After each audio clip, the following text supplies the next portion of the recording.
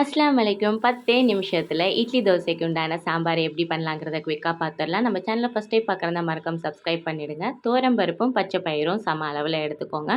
நல்லா வாஷ் பண்ணிட்டு, இப்போ வந்து சேர்த்துக்கலாம். இது கூடவே வந்து பூண்டு, பச்சை மிளகா, அதுக்கப்புறம் ஒரு கைப்பிடி அளவுக்கு சின்ன வெங்காயம், 2 தக்காளி, அப்புறம் வேணுங்கிற காய்கறி எடுத்துக்கோங்க. நான் வந்து கேரட்டு, உருளைக்கிழங்கு, பீன்ஸ் எடுத்துக்கிட்டேன்.